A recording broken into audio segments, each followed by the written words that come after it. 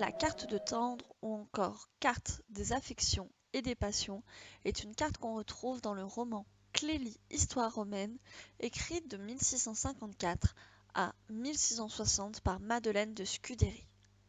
Il s'agit d'un roman précieux de 10 volumes qui raconte les périples de Clélie et d'Arons, un couple de jeunes amoureux. À partir de ce moment dans l'œuvre, un retour est alors opéré dans le roman sur le cycle de leurs amours et fait découvrir au lecteur les péripéties par lesquelles sont passés les deux jeunes gens avant de se retrouver. Ce roman est un roman précieux, c'est-à-dire qu'il est composé à partir des codes esthétiques de la préciosité, un mouvement culturel qui s'est développé au milieu du XVIe siècle en réaction à l'attitude de la cour d'Henri IV, c'est-à-dire il s'agit d'un mouvement qui met en avant la volonté de raffinement, d'élégance et de bon goût, à la fois dans les mœurs des courtisans et également à la cour. Ce mouvement va lancer la mode des salons parisiens. Il faut savoir que les salons parisiens sont des groupes de personnes qui se retrouvent généralement dans les hôtels particuliers. Les salons parisiens rassemblent des esprits lettrés, les scientifiques, les philosophes de cette période. Le but est de faire travailler les beaux esprits pour développer un savoir littéraire, culturel et philosophique. Les salons les plus célèbres sont ceux de la marquise de Rambouillet ou celui de Madeleine de Scudéry qu'on rencontre dans le quartier du Marais à Paris. Le roman Clélie ou Histoire romaine cherche l'expression et l'analyse du sentiment, la peinture de l'intériorité du personnage et l'élévation par son style. Par bien des aspects, ce roman peut être rapproché de la littérature galante du XVIe siècle et particulièrement par rapport au travail de représentation de l'amour qui est théorisé par la carte de tendre. La carte de tendre est une carte allégorique, c'est-à-dire qu'elle développe la géographie d'un lieu imaginaire, le pays de Tendre. Cette carte est créée par François Chauveau. Il s'agit d'une représentation de la conception amoureuse telle qu'énoncée dans le roman de Madeleine de Scudéry. Cette carte présente les chemins possibles à parcourir pour parvenir à tendresse, c'est-à-dire l'amour entre le pèlerin et sa dame. Les personnages qui suivent les chemins du pays de Tendre sont représentés en bas à droite et sont des hommes. Ce sont les pèlerins qui s'initient à l'amour précieux sous le commandement de la dame. Cette carte allégorique, donc, représente l'amour comme s'il s'agissait d'un pays. Dans ce pays, les capitales représentent les différentes sources du sentiment amoureux. Nous avons tendre sur estime, en haut à gauche, tendre sur inclination, au milieu de la carte, et enfin tendre sur reconnaissance.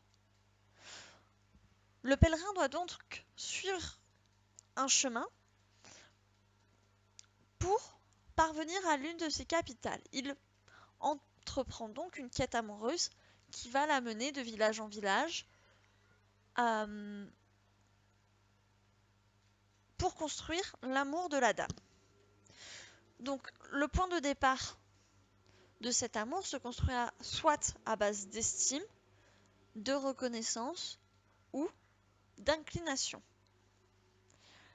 Alors l'estime correspond à une considération favorable, l'inclination l'amant naissant, alors que la reconnaissance tient à être remarquée et tenue en respect par la dame.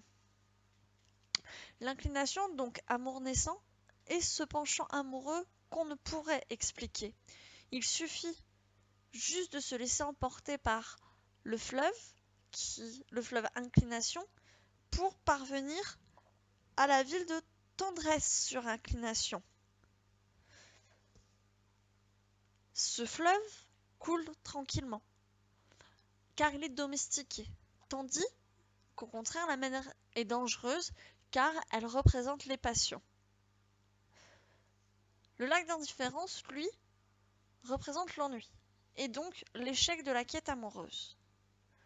Le point de départ de cette quête, et donc le sens de lecture de la carte, est la ville de la Nouvelle Amitié, au sud, au moment où se fait la première rencontre. À partir de là, 3 chemins sont possibles. Donc la voie fluviale, en suivant le fleuve Inclination, et 2 chemins terrestres. Donc la voie terrestre est obligatoire pour atteindre les capitales de Tendre sur Estime et Tendre sur Reconnaissance. Oh, oui voilà. Les étapes sont représentées par les villages qui sont soit des villages par lesquels il faut passer dans les différentes étapes de la quête amoureuse, donc obéissance, tendresse, billet doux, assiduité, soit des lieux à éviter tels que les villages de méchanceté, perfidie ou légèreté. Tous les chemins empruntés doivent pouvoir conduire à différentes villes sur Tendre. Cependant, il faut faire attention de ne pas tomber dans le lac d'indifférence ou dans la mer d'inimitié à l'ouest, qui correspondrait à l'échec de la quête. Ainsi, par exemple, pour atteindre Tendre sur Estime, il faut passer par les villages de Grand Esprit, Joli Vert, Biais Galant et Billet Doux. Une fois que ces formalités sont passées, les pèlerins s'aventurent dans des villages qui expriment des qualités indispensables à l'amour, comme sincérité, grand cœur, générosité ou bonté. Au terme de ce voyage, et après être arrivés à la fameuse ville sur Tendre, les explorateurs atteignent le nord et les côtes de la mer dangereuse où peut éclater la passion amoureuse. Cette passion tumultueuse est une source ambivalente, c'est-à-dire positive ou négative de sentiments. Et si la mer est traversée, un nouveau continent inconnu s'ouvre alors aux amoureux. Ce sont les terres inconnues qui peuvent représenter l'aboutissement de cette quête amoureuse. Dans le roman, l'interprétation à donner sur ces terres inconnues est variable par rapport au personnage. Elle peut représenter le mariage ou l'amour physique, c'est-à-dire l'accomplissement du désir. Le mouvement culturel, donc de la préciosité, à partir duquel est issue l'œuvre, place l'amour spirituel au devant de l'amour physique. On peut le voir à travers généralement les noms des villages qui tendent à mettre en avant les qualités morales de l'amour. Nécessaires à l'amour, pardon. Donc, cette carte de Tendre illustre la vision de l'amour tel qu'elle est envisagée par la préciosité, c'est-à-dire un amour noble, un amour grand.